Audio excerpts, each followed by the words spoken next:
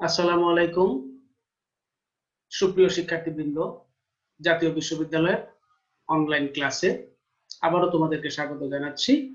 আমি গাজী মোহাম্মদ গোলাম সোহরাব হাসান, সহকারী অধ্যাপক, গণিত বিভাগ, কুমিল্লা ভিক্টোরিয়া সরকারি কলেজ। শিক্ষার্থীবৃন্দ, আমরা কমপ্লেক্স অ্যানালাইসিস অনার্স তৃতীয় বর্ষের আজকে আমি দ্বিতীয় লেকচার নিয়ে তোমাদের সামনে উপস্থিত হয়েছি। আমরা কমপ্লেক্স অ্যানালাইসিসের সেকেন্ড চ্যাপ্টার অ্যানালাইটিক ফাংশন বা বিশ্লেষণযোগ্য ফাংশন, এটা নিয়ে আজকে আমরা আলোচনা করব। অ্যানালাইটিক ফাংশন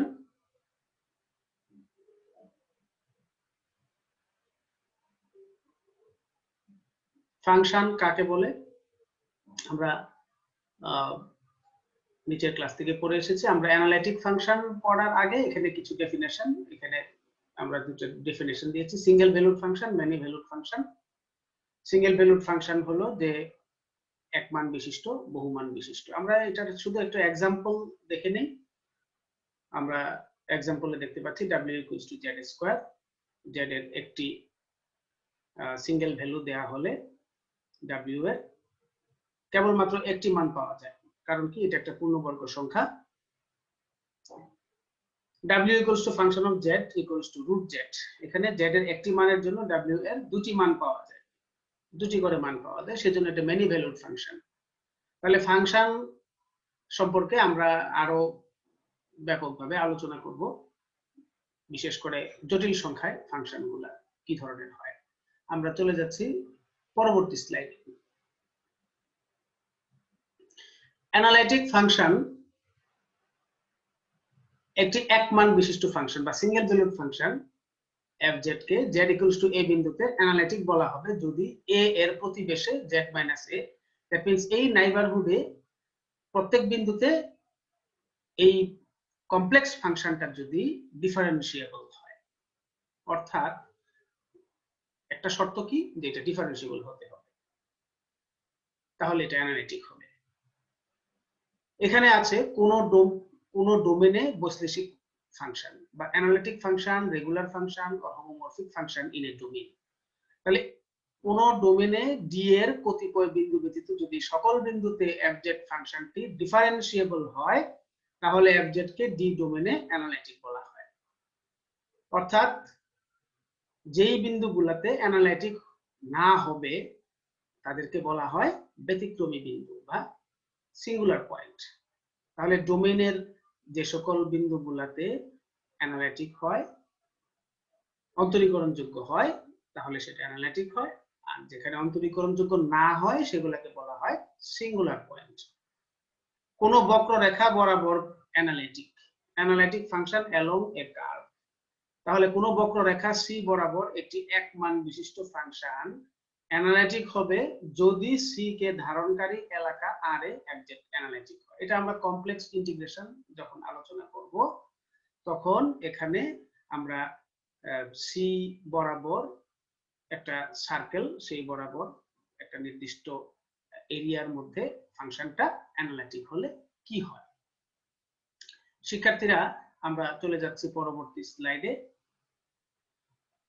দ্বিতীয় ক্রমের Laplace equation in two dimension, second order partial derivative nabla square, এটাকে আমরা নাবলা বলি বা ভেক্টর অপারেটর। ক্যালকুলাস 2 তে আমরা এটার সাথে পরিচিত হয়েছি। del 2 by del x2 plus del 2 by del y2 কে ল্যাপ্লাসিয়ান বলে। Second order partial differential equation, এটাকে ল্যাপ্লাসের সমীকরণ বলা হয়। তাহলে এই ল্যাপ্লাসের সমীকরণের কাজটা কি, এটাই আমরা এখন দেখব। হারমোনিক ফাংশন কাকে বলে? কোন real valued function u(x,y) K D ডোমেনে হারমোনিক বলা হবে যদি এটির দ্বিতীয় ক্রমের অবিচ্ছিন্ন কন্টিনিউয়াস পার্শিয়াল ডেরিভেটিভ, অবিচ্ছিন্ন আংশিক অন্তরক সহগ থাকে এবং ল্যাপ্লাসের সমীকরণকে সিদ্ধ করে। অর্থাৎ আমরা হারমোনিক হওয়ার শর্ত কি, যে দ্বিতীয় ক্রমের অবিচ্ছিন্ন আংশিক অন্তরক সহগ, সেকেন্ড অর্ডার পার্শিয়াল ডেরিভেটিভ থাকতে হবে এবং সেটা ল্যাপ্লাস ইকুয়েশনকে স্যাটিসফাই করতে হবে, তাহলে এটা হারমোনিক হবে।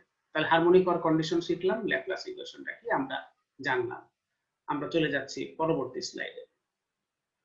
এখানে কিছু অ্যানালিটিক ফাংশনের কিছু প্রপার্টি আমার এখানে উল্লেখ করা আছে। কন্টিনিউটি, ডিফারেন্সিয়েবিলিটি আমরা ক্যালকুলাসে পড়েছি, কন্টিনিউটি ক্যালকুলাসে পড়েছি। ডিফারেন্সিয়েবিলিটি শর্ত আমাদের জানা আছে, limit del z tends to 0 function of del z plus z dot minus f অফ z ডট। এখানে del u by del x partial derivative, del u by del x, del u by del y, del u by del x এর বেলায় কি হয়, x plus del x y minus uxy, আর del u by del y এর বেলায় কি হয় এটা আমরা একটু দেখে নেই। সিমিলারলি ফর v এর জন্য একই ভাবে। কচি-রাইমান ইকুয়েশনটা একটু দেখে নিন।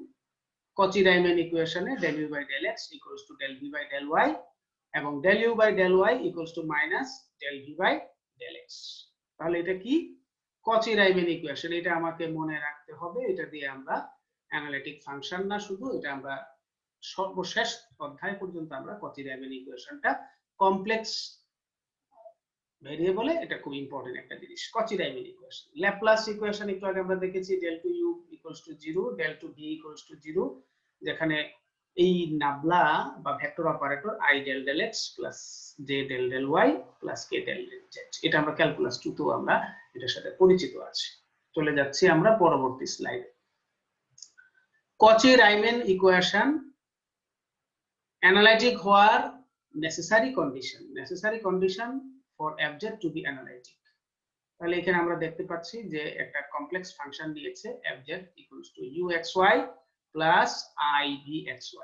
এটা অ্যানালাইটিক হয় তাহলে ux টাকে আমরা লিখব del u by del x, vx টাকে লিখব del v by del x, uy এবং vy এই আংশিক অন্তরিক সহগগুলো বিদ্যমান থাকবে এবং এই দুটাকে সিদ্ধ করবে, স্যাটিসফাই করবে। ux equals to vy, তার মানে del u by del x equals to del v by del y, del u by del y equals to minus del v by del x।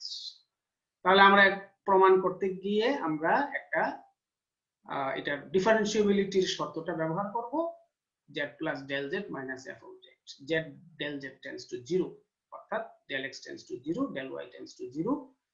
তারপর এটাকে কমপ্লেক্স নাম্বার সিস্টেমে আমরা ডিফারেন্সিয়েবিলিটির শর্তটাকে এখানে লিখলাম, x plus del x, y plus del y plus iv minus uxy minus ivxy। অর্থাৎ আমরা অন্তরীকরণের যে শর্তটা, ডিফারেন্সিয়েবিলিটির যে শর্তটা, এটা এখানে ইউজ করলাম, del x tends to 0, del y tends to 0। পরবর্তী স্লাইড।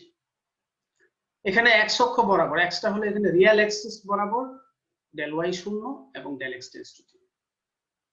তাহলে আমার এখানে del x tends to 0 হলে এই শর্তটা, এটাকে আমরা u ধরবো এবং এটাকে যদি v ধরি তাহলে ux এবং এটাকে ধরলাম vx, তাহলে ux plus ivx।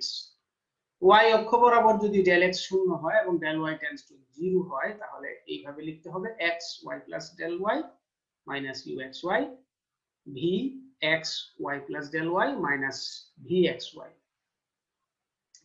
যেহেতু আমার এখানে del y tends to 0, তাহলে আমার এই পার্টটাকে আমরা ধরবো u আর এই পার্টটাকে ধরবো v। তাহলে 1 by i uy আর এটাকে বলবো প্লাস vy, এটাকে ধরবো v vy equals to 1 by i পরিবর্তে i by i স্কয়ার। তাহলে i স্কয়ার এর মান -1, এটা হয়ে গেল। তাহলে আমরা এখান থেকে দেখতে পাচ্ছি যে যেহেতু 1 এবং 2 বোথ আর অ্যানালাইটিক, তাহলে দুটো সমান দেখিয়ে আমরা বাস্তব এবং কাল্পনিক সহগটাকে সমীকৃত করলে ux equals to vy এবং uy equals to minus vx। তাহলে আমরা কচি-রাইমান ইকুয়েশনটা পেলাম।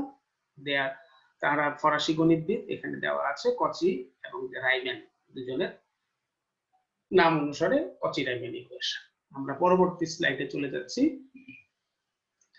অ্যানালাইটিক হওয়ার পর্যাপ্ত শর্ত আমরা এতক্ষণ ধরে এটাই বলেছি, ux equals to vy, uy equals to minus vx। তাহলে অ্যানালাইটিক হওয়ার একটা নেসেসারি কন্ডিশন হলো এটা, কচি-রাইমান ইকুয়েশনকে স্যাটিসফাই করবে। পোলার আকারে কচি-রাইমান ইকুয়েশন, পোলার আকারে del u by del r 1 by r del v by del theta এবং del u by del theta equals to minus r del v by del r। এটাকে আমরা প্রমাণ করব। প্রমাণ করতে গিয়ে আমাকে এখানে এই যে প্রুফ, we know that কচি-রাইমান ইকুয়েশনটা লিখলাম, লেখার পরে আমরা x equals to r cos theta পোলার ফর্মে, y equals to r sin theta আমরা জানি। x equals to r cos theta লেখার পরে এটাকে del x by del r এবং del x by del theta একবার আর এর সাপেক্ষে একবার থিটার সাপেক্ষে অন্তরীকরণ করলাম। সিমিলারলি ওয়াই কেও করলাম। করার পরে আমরা u is a function of x y ধরে এটাকে del u by del r, এটাকে আমরা চেইন রুল অনুযায়ী ক্যালকুলাস 2 তে আমরা পড়েছি চেইন রুল। তাহলে del u by del r কে del u by del x into del x by del r, del u by del y into del y by del r, chain rule calculus 2 তে শিক্ষার্থীরা একটু তোমরা দেখে নিবে। তারপরে এখানে আমরা এই মানগুলো এখানে রিপ্লেস করলাম, del x by del r এর মান বসালাম cos থিটা এবং del y by del r এর মান sin থিটা বসালাম। বসানোর পরে এটাকে নাম দিলাম ইকুয়েশন 5।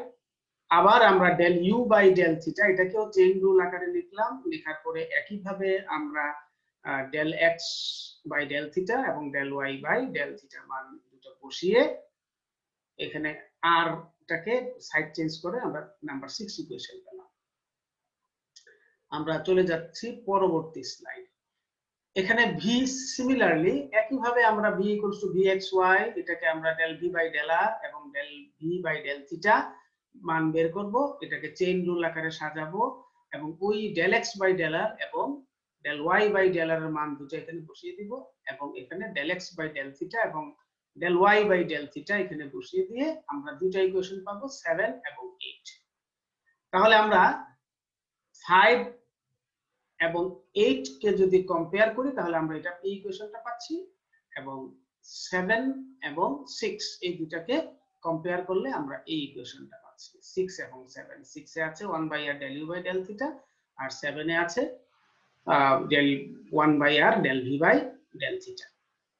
তাহলে এখানে আমরা এই দুটাকে কম্পেয়ার করে আমরা এটা পেলাম। তাহলে আমরা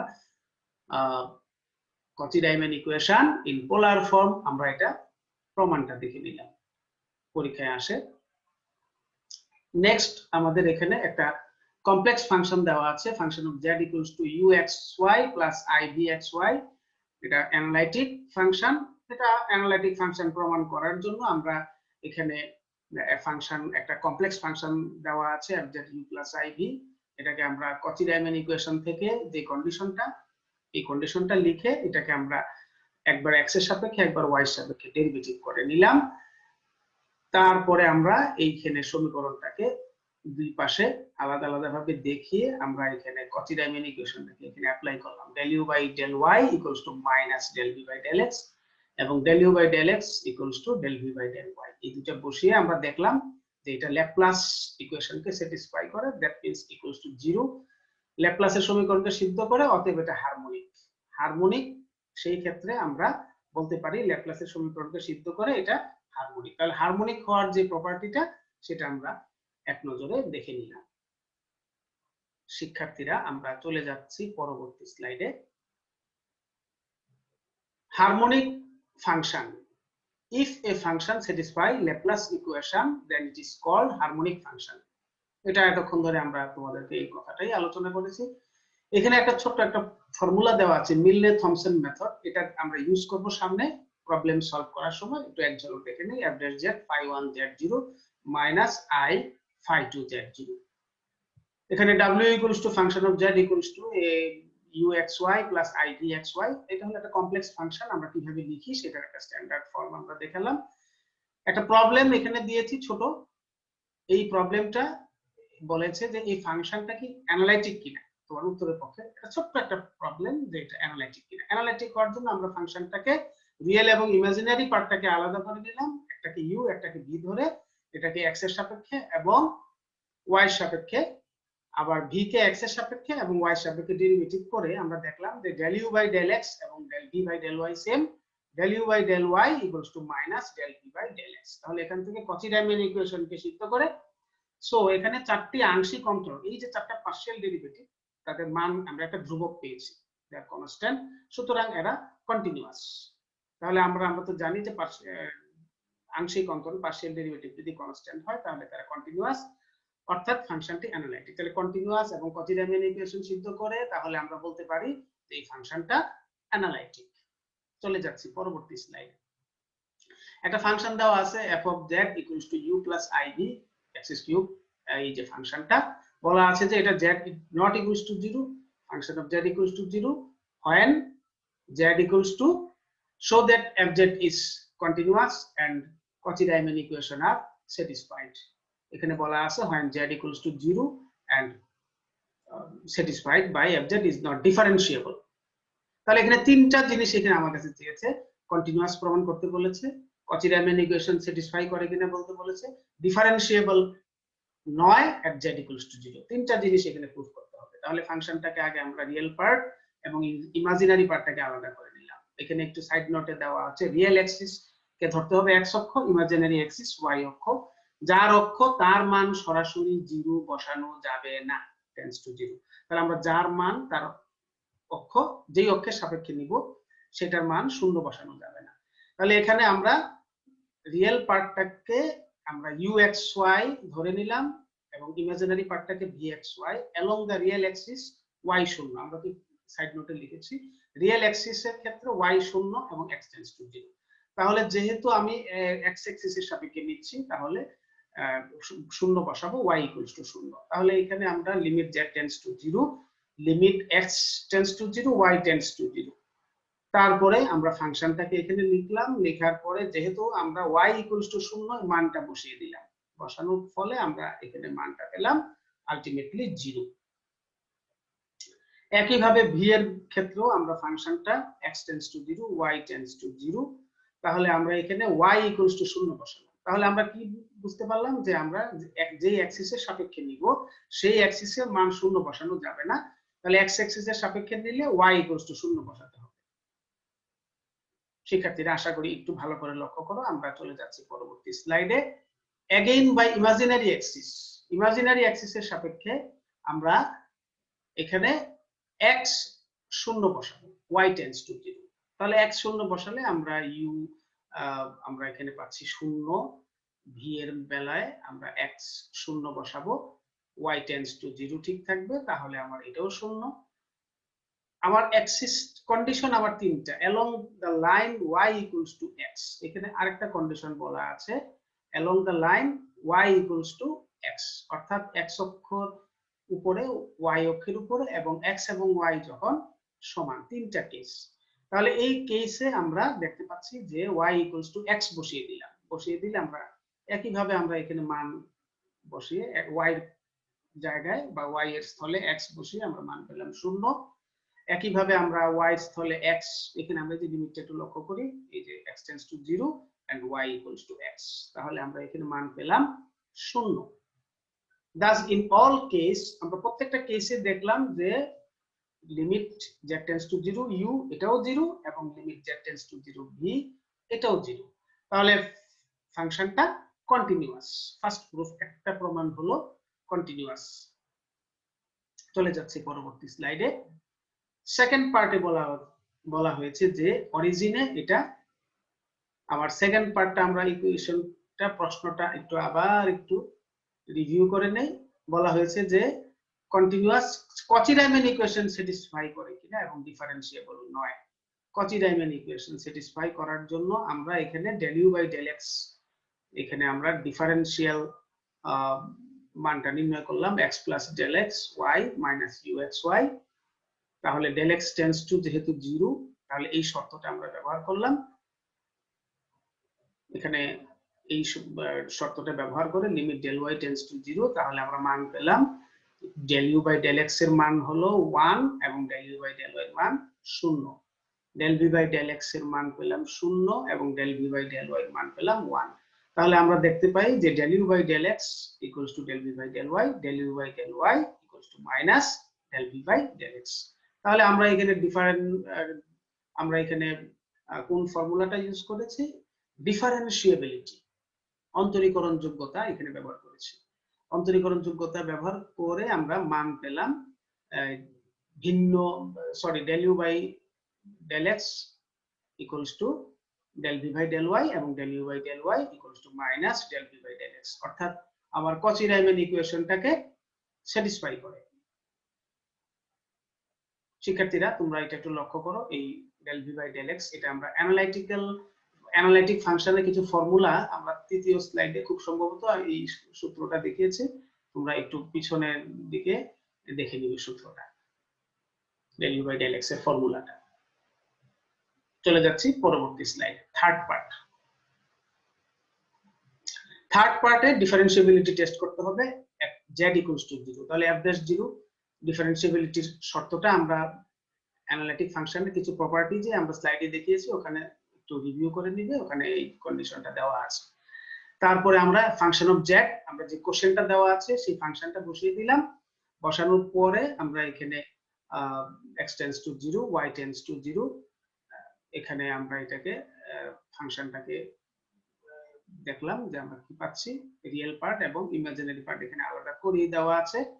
along the real axis আমরা x টেন্ডস টু 0 y 0, তাহলে আমরা এখানে বাস্তব অক্ষ সাপেক্ষে আমার y 0, তাহলে আমরা f dash 0 x cube by x square into 1 by x, তাহলে আমার এখানে y যদি 0 বসিয়ে দিই তাহলে এটা থাকছে না, এটা থাকছে না, এটা থাকছে না, শুধু থাকছে কি x কিউব, আর নিচে থাকছে x আর x স্কয়ার, তাহলে 1 along the imaginary axis x 0 y tends to 0, imaginary Axis এর বেলায় x 0, তাহলে imaginary Axis A y tends to 0, তাহলে আমার x 0 বসিয়ে দিই ঠিক এই ফাংশনটাতে। x 0 বসালে এটা থাকছে না, এটা থাকছে না, শুধু y cube i y cube আর এখানে থাকছে y স্কয়ার, তাহলে এখানে আমরা 1 বাই i y, তাহলে এখানে কাটাকাটি করে 1 along the line y equals to x, এখানে আবার y equals to x বসিয়ে দেই, তাহলে আমরা পাচ্ছি এখানে y এর জায়গায় আমরা x যদি রিপ্লেস করি তাহলে আমরা এই ফাংশনটা মান বসিয়ে আমরা পাচ্ছি minus 2x cube into 1 plus i divided by 2x square, তাহলে আমরা এখানে মান পেলাম -1। শিক্ষার্থীরা, fz have different value of different parts, তার মানে আমার এই যে ডিফারেন্সিয়াবিলিটিতে যে কন্ডিশনটা আমরা পেয়েছি, এই কন্ডিশনের মধ্যে আমরা z x equals to 0 imaginary Axis এর বেলায়, y equals to 0 real Axis এর বেলায় এবং y equals to x, যখন দুইটা সমান y equals to x, তিনটা কেসে আমরা তিন রকম মান পেয়েছি ডিফারেন্ট। সো আমরা বলতে পারি যে 0 পয়েন্টে ফাংশনটা ডিফারেন্সিয়েবল নয়। শিক্ষার্থীরা, আশা করি এই জায়গাটা তোমরা একটু খেয়াল করেছো। তারপরে আমরা চলে যাব আরেকটা সেম প্রবলেমে। এখন যে প্রবলেমটা আমরা আলোচনা করেছি তা একই ভাবে আরেকটি প্রবলেম, ফাংশনটা লেখার পরে রিয়েল পার্ট ইমাজিনারি পার্ট আলাদা করে দিলাম, uxy ফাংশন vxy ফাংশন ধরে নিলাম, along the real x axis একই ভাবে y 0, একই ভাবে y 0 বসিয়ে আমরা দুইটা মান পেলাম। তারপরে along the imaginary axis x 0 বসিয়ে আমরা একই ভাবে 0 0 পেলাম, তাহলে আমরা y equals to x, along the line y equals to x, এখানেও আমরা y এর স্থলে x বসিয়ে 0 পেলাম, অর্থাৎ আমার প্রত্যেকটা মানই আমার 0, thus in all case 0, so fz is continuous। অর্থাৎ আগের প্রবলেমটার মতো সেম। সেকেন্ড পার্টে আমরা ডিফারেন্সিয়াবিলিটি শর্তগুলা del u by del x এর আগের প্রবলেমে আমরা যেভাবে করেছি, ডিফারেন্সিয়াবিলিটির শর্তগুলা ব্যবহার করে আমরা দেখতে পেলাম যে del u by del y equals to minus del v by del x এবং del u by del x equals to del v by del y, অর্থাৎ কচি-রাইমান ইকুয়েশনটাকে সিদ্ধ করলো। তাহলে দ্বিতীয় অংশটা। এবার আসো থার্ড পার্টে। থার্ড পার্টে আমরা একইভাবে আগের মতোই z equals to 0 পয়েন্টে f dash 0, এখানে আমরা ওয়ান ফাংশনটা জাস্ট দুইটা প্রবলেম একই, খালি ফাংশনটা ভিন্ন রকম। শিক্ষার্থীরা একটু লক্ষ্য করো, আমরা একইভাবে রিয়েল অ্যাক্সিস x অ্যাক্সিস এর বেলায় y 0, ইমাজিনারি অ্যাক্সিস এর বেলায় x 0 এবং y equals to x, এই মান x y এর জায়গায় x বসিয়ে আমরা দেখতে পেলাম যে এখানে আমরা মান পেয়েছি 1 প্লাস i, এখানেও 1 প্লাস i, এখানে পেয়েছি 1 প্লাস i বাই 2, অর্থাৎ তিনটা কিন্তু সেম হলো না, একটা 1 প্লাস i, একটা 1 প্লাস i, একটা 1 plus i by 2। Since fz have different value of different parts, so f dash 0 does not exist, তারপরে ডিফারেন্সিয়েবল নয় z equals to 0 পয়েন্টে। তাহলে এই যে মাঝখানে এই ক্যালকুলেশনগুলো, complex number i square equals to -1 বা অনুবন্ধী রাশি দ্বারা উপরে নিচে গুণ করতে হয়, এই জিনিসগুলো আমাদের সবারই জানা আছে। এখানে সিম্পলি ক্যালকুলেশন তোমরা শিক্ষার্থীরা একটু দেখে নিবে। আমরা চলে যাচ্ছি পরবর্তী স্লাইডে। show that f of z equals to z cube, দুইটা ফাংশন দেওয়া আছে, বলা হয়েছে যে দেখাও যে ফাংশন দুইটা অ্যানালাইটিক কিনা। আমরা এই প্রবলেমটা মনে হয় তোমাদেরকে আগের স্লাইডে আমরা আলোচনা করেছি।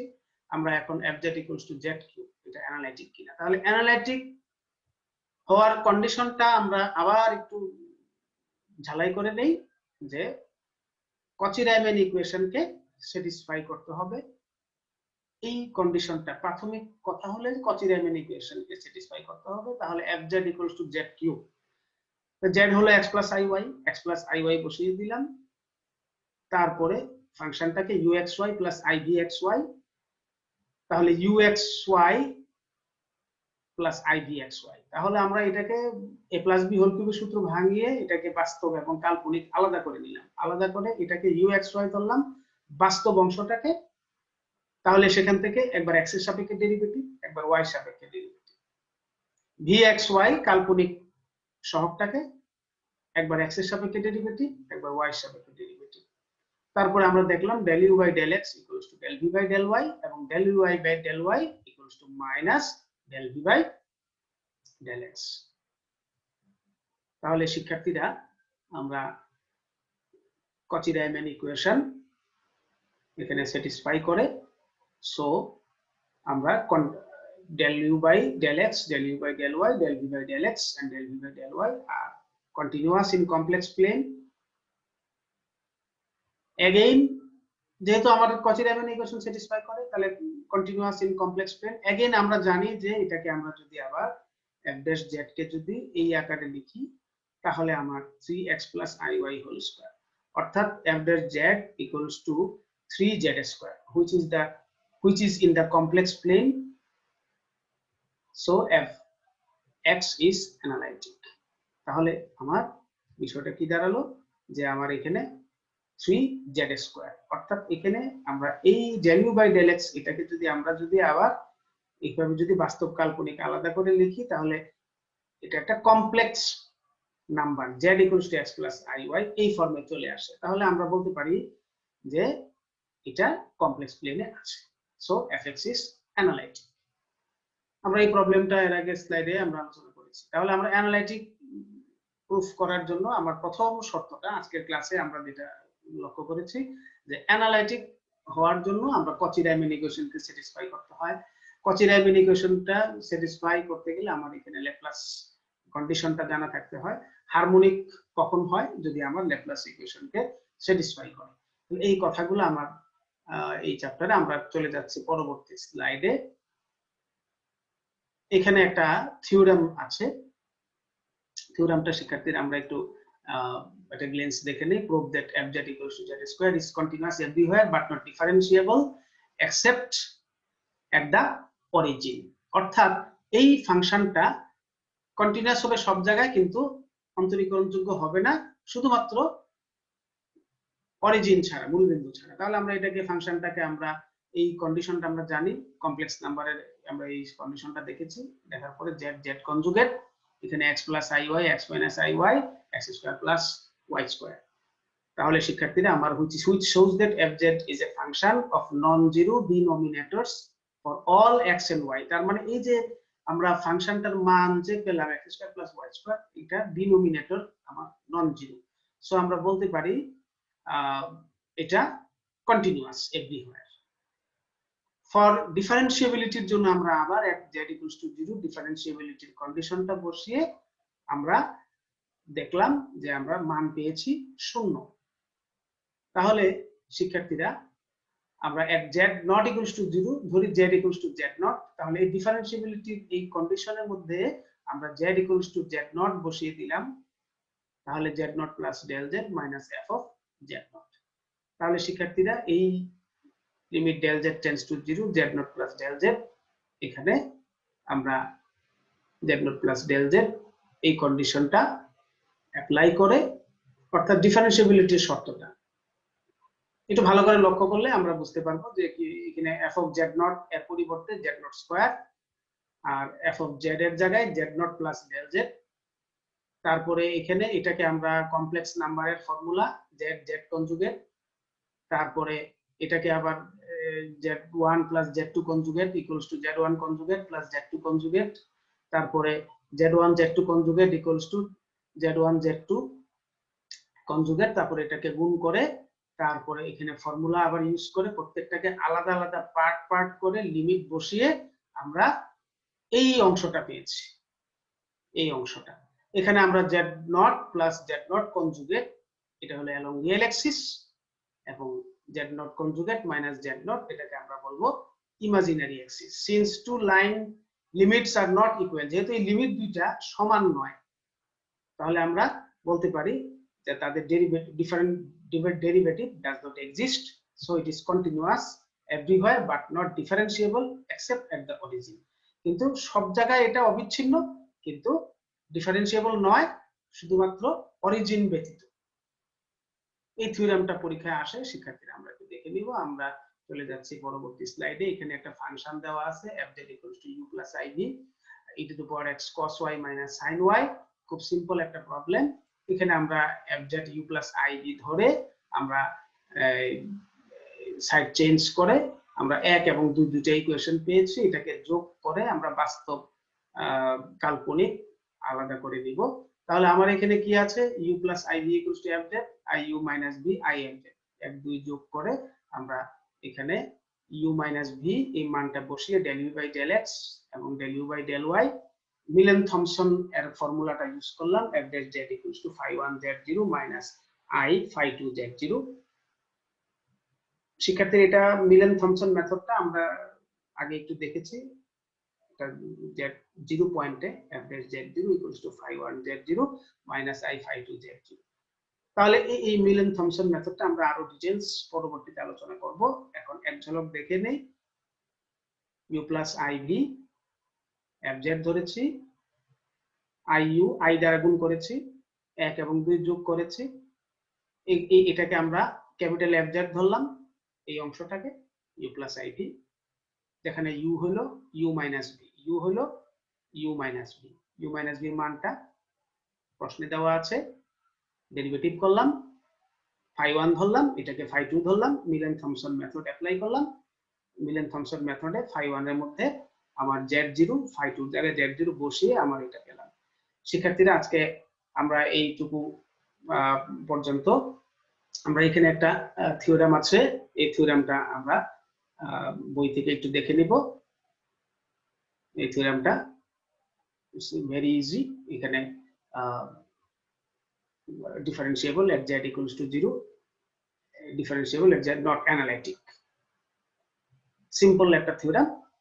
আশা করি শিক্ষার্থীরা তোমরা আমার এই ক্লাসটা ভালো লেগেছে। আগামী ক্লাসে আমরা আরো অ্যানালিটিক ফাংশনে আরো অনেক প্রবলেম আলোচনা করব। সেই পর্যন্ত সবাই তোমরা ভালো থাকো, সুস্থ থাকো। আসসালামু আলাইকুম।